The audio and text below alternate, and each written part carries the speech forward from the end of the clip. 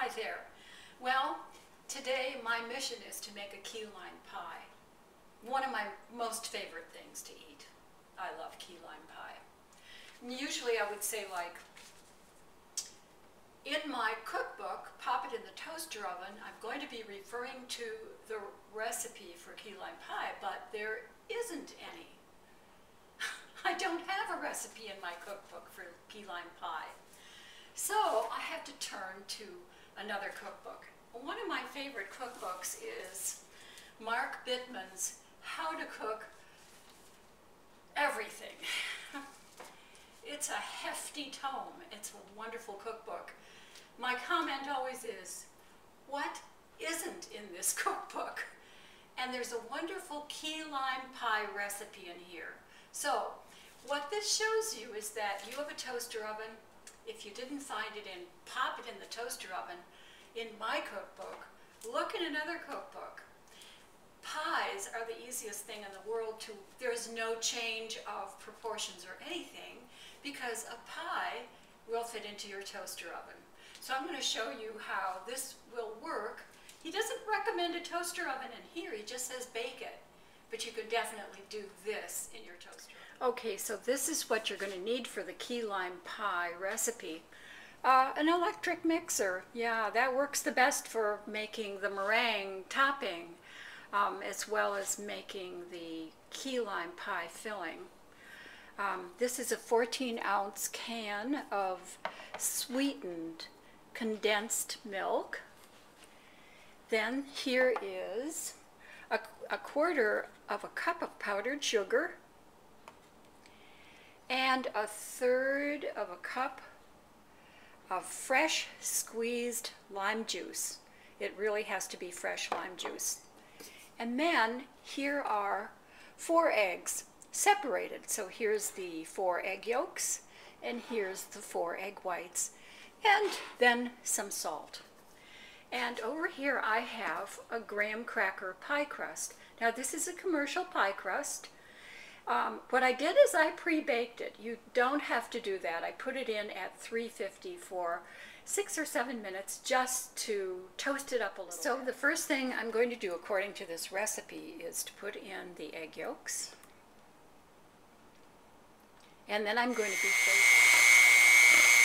And this can be just for less than a minute just to get them blended. Next I'm going to add the condensed milk. The condensed milk, and now I'm going to beat that together.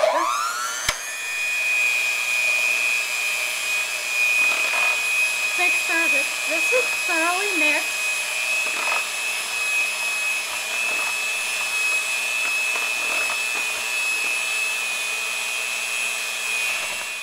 And now I'm adding the lime juice. And then I'll beat this up.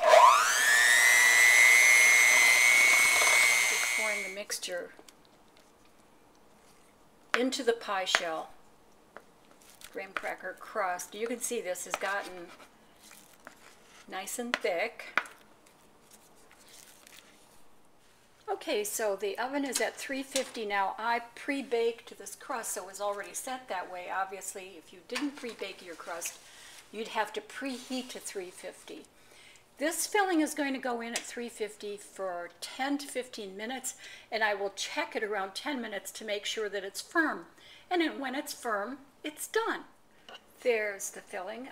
That actually took 10 minutes, and how did I test it? I just poked it with my hand. And I have this filling on a rack to cool, and while it is cooling, I'm going to make the meringue topping. And so I'm adding those egg whites from 4 eggs.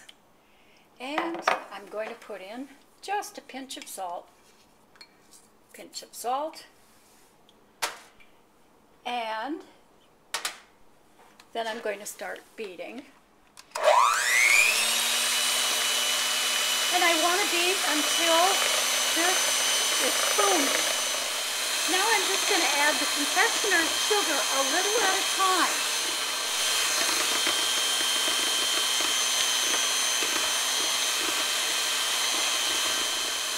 And I want to keep beating until this egg white mixture gets stiff.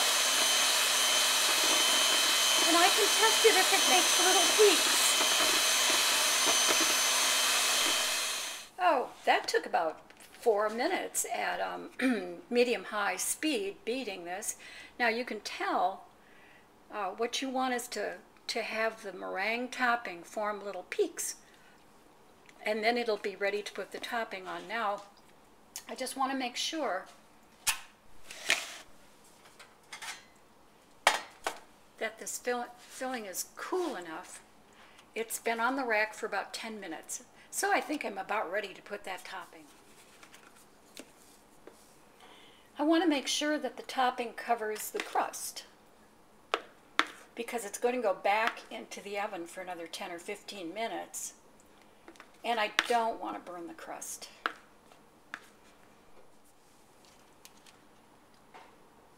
I'm smoothing the filling out right now, all the way to the crust so you can see nice fluffy topping. And if you're feeling artistic, you can make some swirling patterns. Also, if you're feeling really artistic, you can go to my website, freeonlineartclasses.com. Check out the art lessons there, of which there are many, and some wonderful information and art resources just for you, all free. How's that? Back, the key lime pie goes into the 350 oven, and it's going to be about 10 or 15 minutes, and I'll be watching. I want it lightly brown. Well, there's the key lime pie, and actually that was 6 minutes. And this is the thing with the toaster oven, is that the elements are quite closer to the thing that you're baking in a toaster oven than they are in a regular oven. So that's why you have to watch. That was a lot less time than the 10 or 15 minutes that Mr. Bittman recommended. So in adapting a recipe for the toaster oven, you kind of have to inch along with it, make sure that you check it. Maybe the times often are just a little bit short. I wish I could test this key lime pie, but it is going to a bake-off tomorrow. That said, is the last of Mr. Bittman's instructions in his How to Cook Everything cookbook is cool the pie on a rack, and then it can be refrigerated. And you want to serve this chilled or at least cool. Yum.